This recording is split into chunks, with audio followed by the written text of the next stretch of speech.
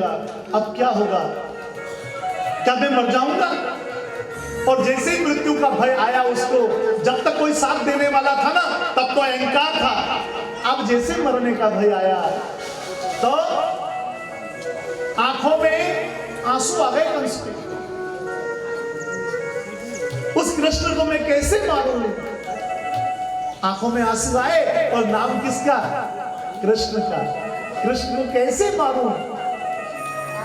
तो कुछ उसके हितैषी, उसके जो मित्र, उन्होंने विचार किया, उसको फिर उसका दिमाग भ्रमित कर दिया। कहा हो सकता है कन्हैया को वहां है ना वृंदावन में कोई न कोई शक्ति उसकी रक्षा कर रही है और उस गांव को किसी ने तंत्र मंत्र से बांध रखा है, इसलिए वहां उनकी रक्षा होती है। एक काम करो क्या कि कन्हैया को वृंदावन से बाहर निकालो, उनको मथुरा लेके आ जाओ,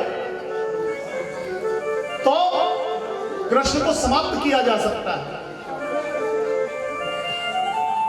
कृष्ण को समाप्त किया जा सकता है। देखो मूढ़ बुद्धि उसको, हाँ ये बात ठीक है, पर बुलाएं कैसे?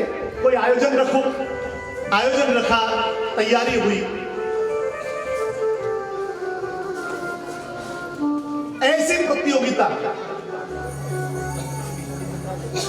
कला प्रदर्शन प्रतियोगिता, ऐसी प्रतियोगिता जिसके पास जैसी कला हो वो कला का प्रदर्शन यहां करेगा और जो जीतेगा उसको अमूल्य इनाम दिया जाएगा। सबको निमंत्रण भेज दिया, राजा महाराजा सभी बड़े बड़े कला को जानने वाले सारे लोग, जिसके पास जैसी कला थी उसको वो कला आकर के दिखाए, फलाने फलाने तारीख को ये कार्यक्रम होने वाला है। तैयारी हुई कहां पर? मथुरा में। अब निमंत्रण भेजना था किसको? कन्हैया को। कौन लेकर जाए? अक्रूर जी को कहा। अक्रूर जी मन में पछताए, पर कंस का निमंत्रण लेकर जाना पड़ा।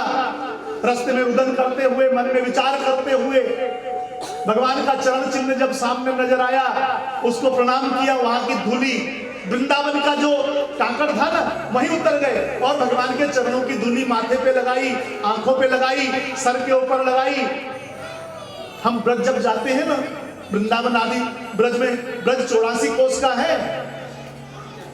जैसे हाड़ौती अंचल, हाड़ौती है ना, जैसे मारवाड़, जैसे अपना जो है ये कोई मालवा है, और अपना जिस क्या बोलते हैं इसको, सोंदवार, अपना सोंदवार क्षेत्र है। तो ऐसे इलाके बटे हुए हैं, है ना। तो उस जगह को क्या बोला जाता है? ब्रज क्षेत्र। फिर आगे जाओ तो उत्तराखंड, फिर इधर जाओ तो उत्तर प्रदेश। एक अलग अलग क्षेत्रों का, जहां जिसमें जितना गुण, उसी गुण के अनुसार नाम हुआ। ब्रज, रज। हम जब वृंदावन जाएं तो वहां की धूली को उठाकर अपने माथे पे लगाएं और कहें कि हे गोविंद, हमारे पापों को, जन्म जन्मांतरों के पाप, उनको समन कर दो, नष्ट कर दो और हमें पवित्र कर दो, क्योंकि हम आपकी नगरी को आ गए हैं। राधे राधे बोलो। राधा रानी से प्रार्थना करो कि हे राधा रानी, कृष्ण कृष्ण बोलोगे तो जीवन के जितने भी कष्ट, कृष्ण कृष्ण बोलने से जीवन के सारे कष्ट मिट जाते हैं, और राधा राधा बोलने से जीवन में जितनी बाधा हो वो सारी बाधा मिट जाती है।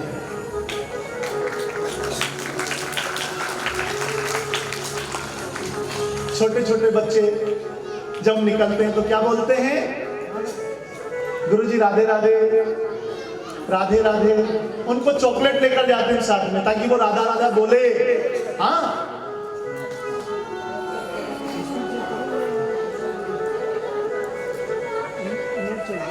बांटते बांटते डर भी लगता है कभी कभी।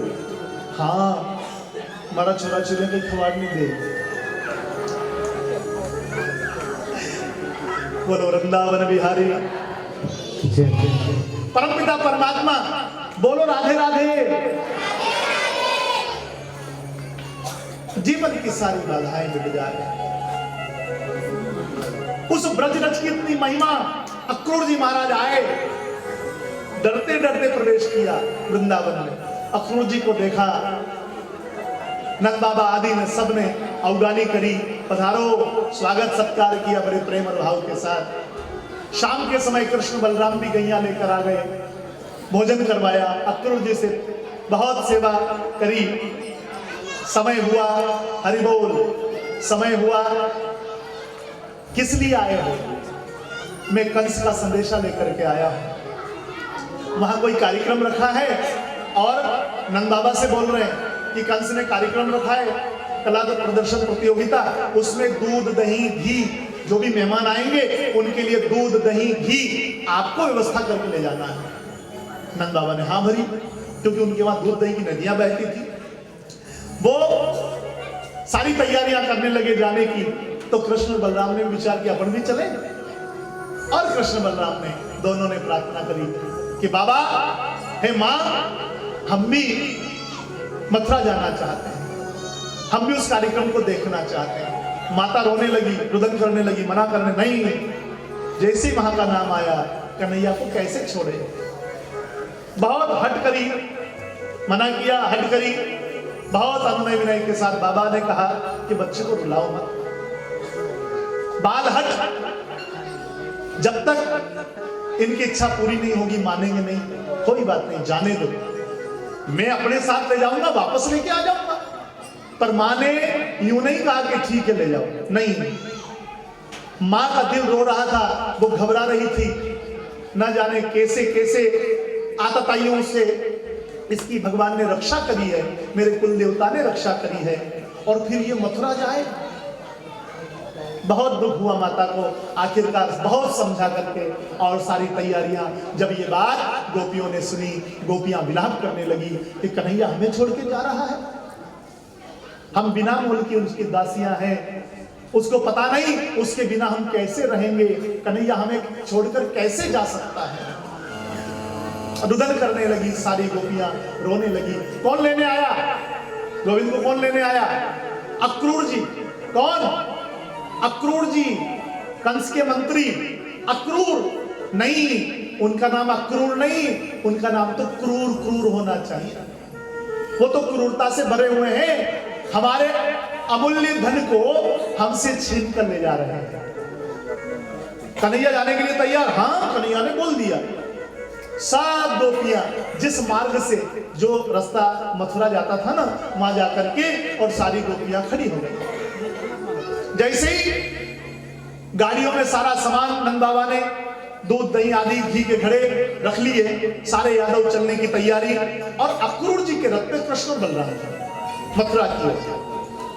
आज भगवान वृंदावन छोड़ने के लिए जा रहे हैं और मथुरा की ओर प्रस्थान कर रहे हैं, एक आतताई का विनाश करने के लिए, एक पापी का विनाश करने के लिए भगवान, और अपने भक्तों को यश प्रदान करने के लिए।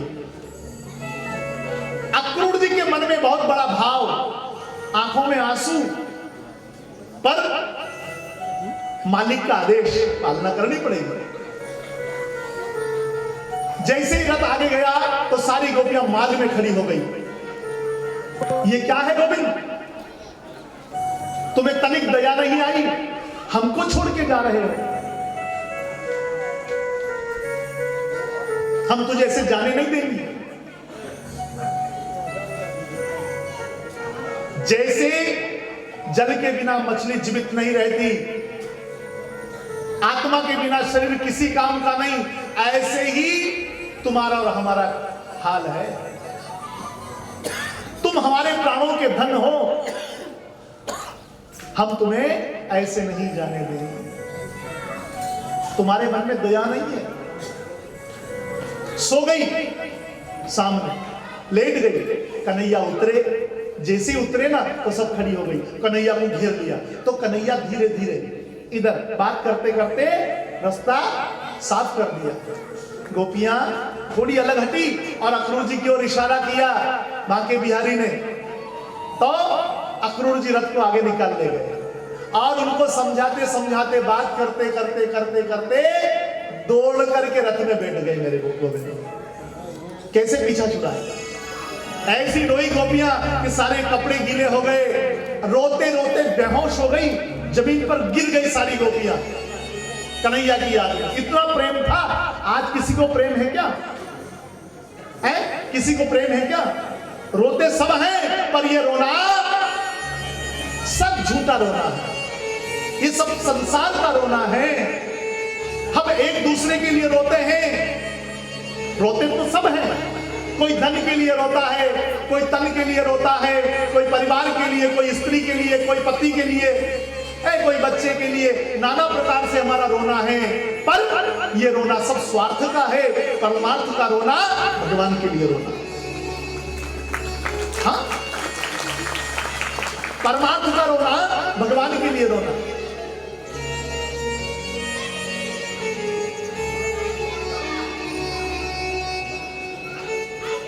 आखिरकार गोविंद चारों तरफ देखते हुए जा रहे हैं रथ में। भगवान किसको देख रहे हैं? भगवान किसको ढूंढ रहे हैं?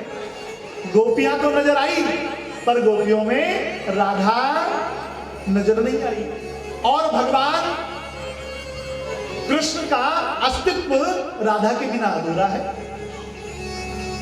आत्मा है भगवान की राधा। अब तो थोड़े आगे चलकर देखा तो राधा जी कदम के पेड़ के नीचे जमुना के किनारे बैठी है। जो इसे देखा रथ से कूदकर दौड़ करके चले गए। राधा जी के सामने खड़े हुए तो राधा जी ने इधर मुंह कर लिया। कन्हैया इधर गए तो राधा ने इधर मुंह कर लिया, इधर गए तो उधर मुंह कर लिया, उधर गए तो उधर मुंह कर लिया। राधा जी उनकी तरफ देखती नहीं, बस रोती जा रही है, आंखों से आंसू निकल रहे हैं। कन्हैया दोनों हाथ जोड़ करके, कभी कभी तो कन्हैया क्या करते, राधा जी का पांव पकड़ करके और अपने माथे पे लगाकर रोने लग जाते। हाँ, और क्या कहते, राधे राधे राधे राधे राधे हे राधे राधे, एक कोर कृपा की कर दे। राधे राधे, एक कोर कृपा की कर दे। एक और कृपा की कर दे, तनिक एक बार मेरी ओर देख ले। राधे हो राधे, एक कोर कृपा की कर दे। क्यों रूठी हो मुझसे राधे, क्यों रूठी हो मुझसे राधे। राधा के बिना शाम आधे, राधा के बिना शाम आधे। राधे राधे, एक कोरी कृपा की कर दे, एक कोरी कृपा की कर दे। कैसे जिएंगे तुम बिन राधे, कैसे जिएंगे तुम बिन राधे। राधे राधे, एक और कृपा की कर दे। भगवान कृष्ण के जीवन में भी कोई बाधा आती थी ना, भगवान कृष्ण के जीवन में भी कोई बाधा आती थी ना, तो गोविंद किसका नाम लेते थे? राधा राधा राधा। तो भगवान के कष्ट भी उससे दूर हो जाया करते थे। आज बहुत अनुनय विनय करी, आखिरकार जाओ, मैं तुम्हारी क्या लगती हूं, बिना कहे हमें छोड़कर जा रहे हो। अरे राधा, मैं तुम्हें छोड़ के कहीं जा ही नहीं सकता, मेरी आत्मा तुम्हारे साथ, शरीर जरूर जा रहा है। और हाँ, मैं कोई ज्यादा दिन के लिए नहीं जा रहा हूं। मैंने है ना मथुरा नहीं देखा, और सारी गोपियां दूध दही बेचने जाती है ना तो मथुरा की बड़ी बड़ाई करती हैं, तो हम मथुरा नगरी देख करके वापस आ जाएंगे। हम गांव के रहने वाले हैं, ग्वाले हैं, और हमने शहर देखा नहीं है, तो हम उस शहर को देख करके वापस आ जाएंगे। बहुत मनाया। अपनी बांसुरी सबसे प्रियसी भगवान श्री कृष्ण जो अपने अंक में हमेशा लगाए रखते थे, उस बांसुरी को राधा जी को दिया। ये मेरा ही स्वरूप है, इसको अपने साथ रखना, जब भी मेरी याद आए तुम इसको बजाना, मैं आ जाऊंगा। जैसे बांसुरी को देख करके कन्हैया कन्हैया बोलती, कन्हैया एक स्वरूप में राधा जी के पास आ जाया करते। हाँ, बहुत भाव से राधा जी को मनाया, प्रणाम किया। राधा जी ने हाँ ना कुछ नहीं कहा और रोती ही रही। और परमपिता परमात्मा उनको छोड़ करके रथ में बैठ गए, चले जा रहे हैं गोविंद मथुरा की ओर।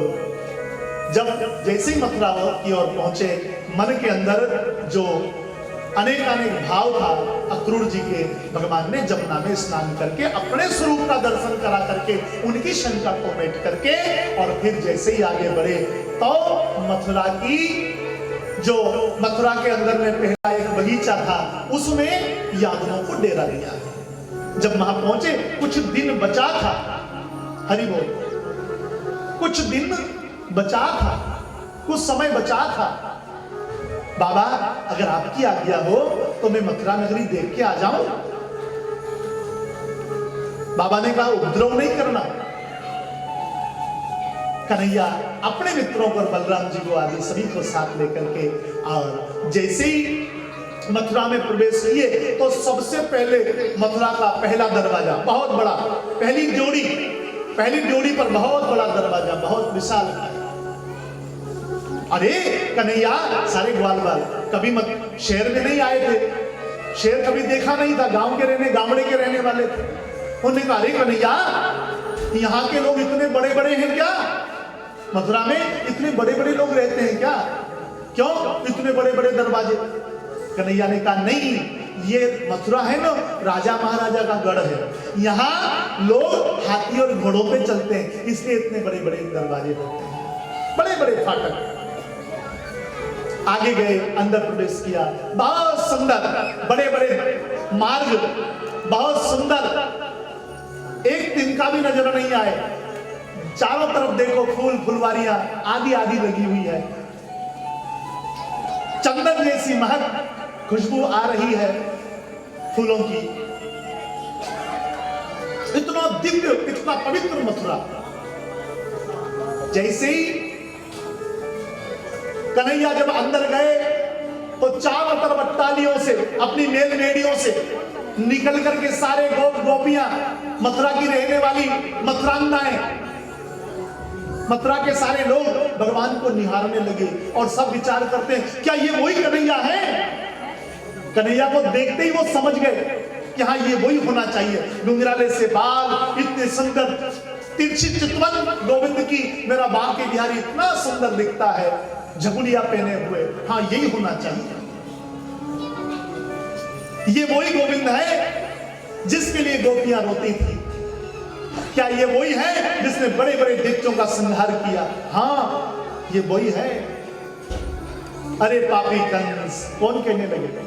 मथुरा के रहने वाले लोग अब कंस को बोलने लगे, ए पापी कंस, तुझे दया नहीं आई छोटे से बालक को यहां मरवाने के लिए बुलाया? सब जानते तो थे। आखिरकार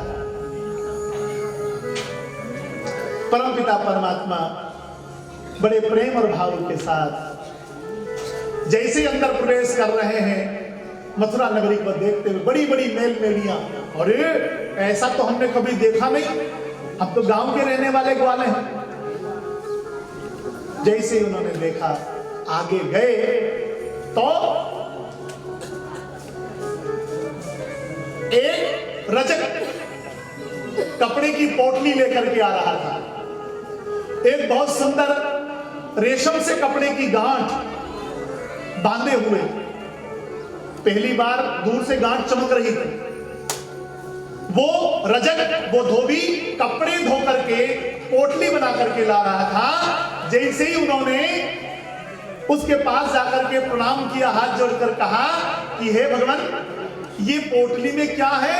ऐसा रेशम का कपड़ा तो हमने कभी देखा ही नहीं, जिसको देखने से आंखें चौंक जाए, ऐसा कपड़ा हमने कभी, इसमें क्या है?